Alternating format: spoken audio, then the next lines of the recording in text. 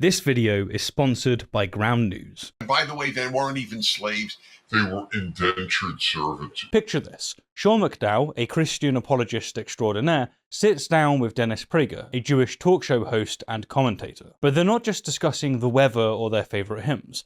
No, they're tackling the real hard-hitting stuff. The Old Testament's greatest hits of controversy. You know the stuff. The tricky questions that make Sunday school teachers sweat, like the slavery, genocide, and disdain for women that so saturates the good book.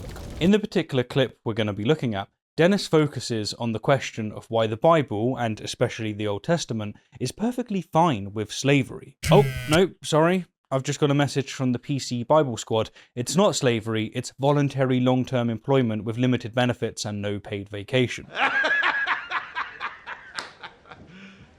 You serious? Why doesn't the Torah just ban slavery? Okay, that's the usual. What the Torah did, and we should learn from this.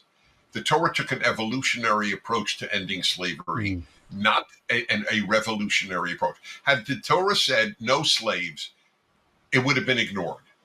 It would have made everybody feel good. Oh, look, the Bible said no slavery. Right. So, according to Dennis, the Torah did not ban slavery outright, but instead chose an evolutionary approach to ending it, as apparently a revolutionary approach would have been ineffective and ignored.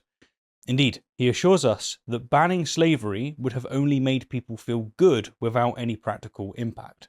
There is so much to unpack already, but patience. What it did was it ended slavery by so controlling what would happen. You kill your slave, you get killed.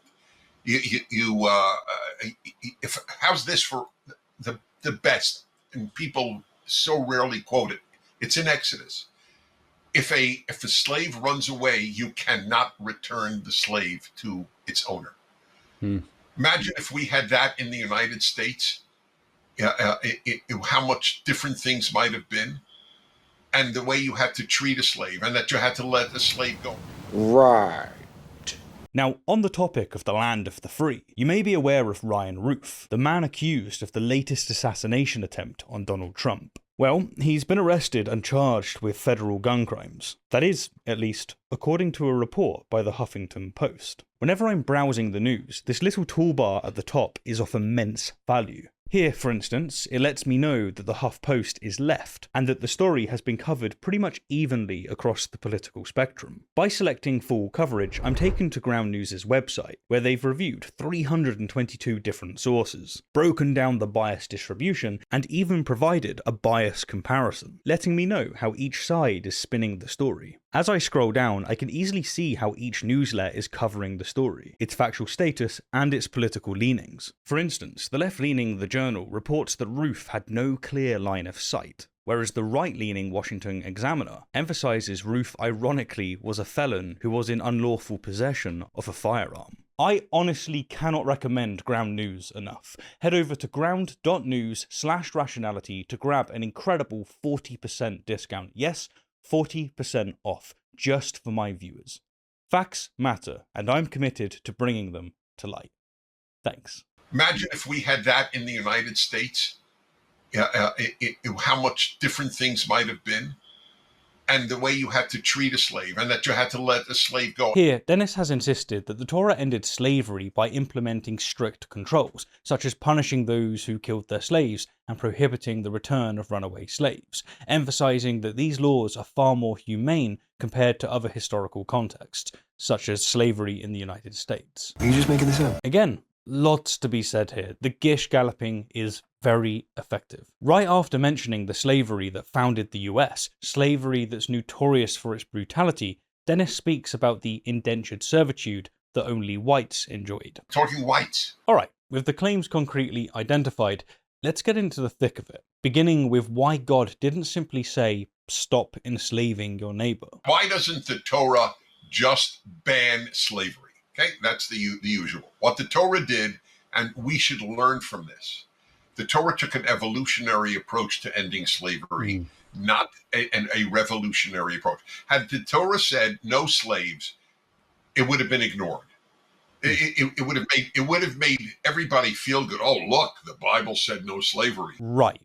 So God was perfectly fine with the revolutionary approach of commanding males to slice off a part of themselves via circumcision. He also said, that's it, no more pork. He insisted that everyone radically observe the Sabbath, that idolatry must stop happening at once. Not tomorrow, not next week, not next year, now. And he made the radical change of human sacrifice no longer being allowed. They're gonna throw a virgin into the fire so that it rains? Duh! Where do you think rain comes from? Clouds? But what?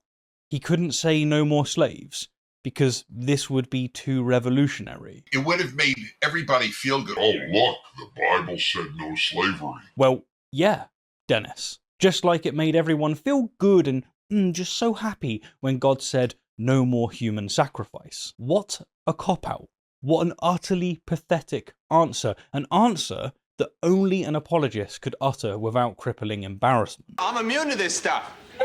Now, let's get to Dennis's evolutionary claim. The Torah took an evolutionary approach to ending slavery. You know, for all of his boasting of objective moral values, Dennis sure is more than happy to endorse moral relativism when it suits him, huh? Here are just a few issues with this claim that come to mind. First, if there were indeed an evolutionary approach that was put across from God, what would we expect to see? What would we expect to witness? How would things unfold? Surely we would expect to see a gradual evolution, a phasing out of slavery over time, right? Yet, that's not what happened. Slavery persisted in Jewish communities for millennia after the Torah was written. Is that not a little bit awkward? It's almost as if God's clear instructions on how to get and keep slaves didn't send a message of emancipation. Compounding this issue, the release of slaves occurred much later in history, ironically in societies influenced by secular and Enlightenment thinking, who were largely fighting against the Old and New Testaments. If this doesn't make Dennis's narrative of the Torah's evolutionary approach appear absurd, what will? What was God thinking? Was he thinking, I know, what I'll do is I'll end the eating of pork immediately, because I have my priorities straight, but I'm going to slowly but surely end slavery by telling my chosen people exactly where to get their slaves from. And I'm going to tell them that they can explicitly hand down their slaves as property. And then, thousands of years later, slavery will start to become unfashionable in non-Jewish communities before finally being adopted by my chosen people. Yes, that makes complete sense. Many mystery, such wise. Now, before moving on to the next claim, let's really nail down the problem with Dennis's evolutionary approach. The Torah took an evolutionary approach to ending slavery. This argument, this progressive revelation, is unfalsifiable, which is not a feature, it's a bug. It leaves no room to be proven wrong. If slavery had ended a week after the Torah was written, Dennis would claim it as a victory for his God. If it happened 100 years after, he'd do the same. If it happened over 1,000 years later, in areas especially not inspired by the Bible, but rather humanist thinking, he would and does boast the same. In fact, he insists that without Judeo-Christian values, we would have never freed the slaves at all. Are you being serious right now? And if slaves were never freed, simple. Dennis would say it's because the Bible clearly endorses it. It's perfectly kosher. This reasoning is intellectually dishonest. You, me, and everyone else would never accept such malleable, retroactive justification in any other field of study. Yet, when it comes to religious apologetics, this kind of heads I win, tails you lose bullshit is not only accepted, but celebrated. What it did was it ended slavery by so controlling what would happen. You kill your slave, you get killed. How's this for the best? And people so rarely quote it. It's in Exodus. If a slave runs away, you cannot return the slave to its owner. Imagine if we had that in the United States. How much different things might have been.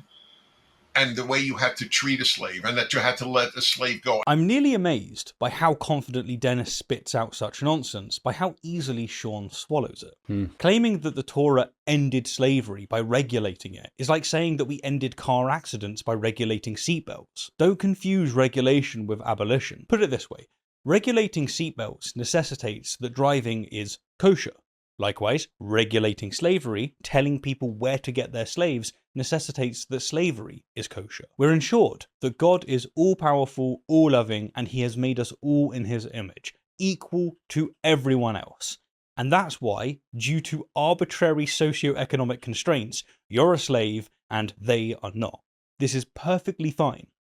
This is what we're told to believe. Give me a break. Dennis is, of course, all excited about the don't return runaway slaves. If a slave runs away, you cannot return the slave to its owner. But hold up, that's not the get out of jail free card that he's making it out to be. And he even knows this and is lying, and Sean knows this, and he's nodding along, or they're both utterly ignorant of their holy scripture. Pick a lane. The law is specific about slaves of foreign nations seeking asylum, not a blanket all slaves go free policy. It's in Exodus. And no, Dennis, it's not in Exodus, it's in Deuteronomy. It only applies to slaves of the lands around you, that is, slaves that are owned by people around you. So, if one of their slaves escapes and comes to your land, you're not to hand them over. This didn't apply to the slaves of Israel. It was never intended to apply to the slaves of Israel, and scholars are well aware of this. Again, I've covered this in the video that I've linked below. Now we must ask again, what's with Dennis so confidently omitting this crucial detail and Sean so easily nodding? You have to ask this question. If you're an earnest Jew or Christian watching, you have to ask this question. What gives? Do these people not know what the Bible says, or are they deliberately obfuscating it? You tell me. But it gets worse. Let's turn to the US. Imagine if we had that in the United States, how much different things might have been, and the way you had to treat a slave, and that you had to let a slave go. The irony of claiming that the US would have been better off following the slavery laws in the Torah is incredible, since that's precisely what they did. The very verses that Dennis says God issued to eventually dissolve slavery are exactly the ones that we use to justify the horrific racialized slavery in the American South. I mean, Leviticus 25:44 through 46 literally says you are to buy slaves from the nations around you and pass them down as property. And that you had to let the slave go. No, Dennis. Again, that's for foreign slaves that escape from their foreign lands, from their foreign masters.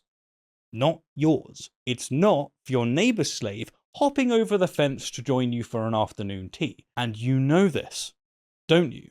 You either know this, and you are deliberately lying by omission, or you're far more inadequate than I ever thought. And by the way, they weren't even slaves. They were indentured servitude. It was indentured servitude. A period of about half of the people who came to America in its early years came as indentured servants. I'm talking whites. That's how they came. You worked for no money to pay off your debt.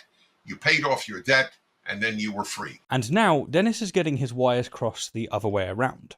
I've covered this, and frankly all of Dennis's slavery apologetics, in my 3-hour response to Paul Copen, accompanied by Dr. Joshua Bowen and Dr. Kip Davis, which I'll link below. To tell you something else that Dennis almost certainly knows, the Torah clearly distinguishes between Hebrew slaves and foreign slaves, and the rule of only serving for 6 years was exclusive to, you guessed it, the ancient Israelites. Foreign slaves, on the other hand, were property, to be handed down as inheritance. Half of the people who came to America in its early years came as indentured servants. Now, as for European settlers in early America, it's true that many entered contracts voluntarily and were bound for a specific period, typically 4 to 7 years, and they were free after fulfilling the terms. Dennis's claim of half the people who came to America is on the higher estimate, with the lower being a third. In any case, though, it was a lot. However, and Dennis knows this, the same wasn't true for African slaves,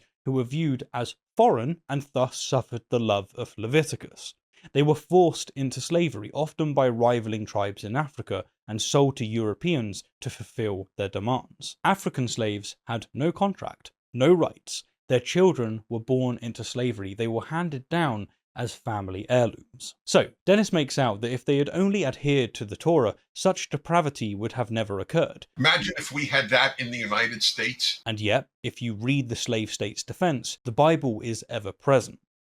And for good reason. Dennis Prager's portrayal of biblical slavery, then, as merely a well-regulated form of indentured servitude, is not just misleading, it's a gross distortion of historical reality. By cherry-picking verses and ignoring the broader, harsher context, he attempts to whitewash the brutal institution of slavery as sanctified in the Torah. He carefully selects parts of the laws, conveniently sidestepping the distinctions made between Hebrew and foreign slaves, where the latter were treated as perpetual property passed down through generations. His comparison to early American indentured servitude further muddies the water, especially between Europeans and Africans. Most ironically, though, Dennis argues that adherence to Torah laws could have improved slavery in the United States, yet it was precisely these biblical passages that explicitly justified the system of racialized slavery that has forever scarred the nation. Hence, the notion that the Torah was slowly working towards the abolition of slavery is not only unfounded,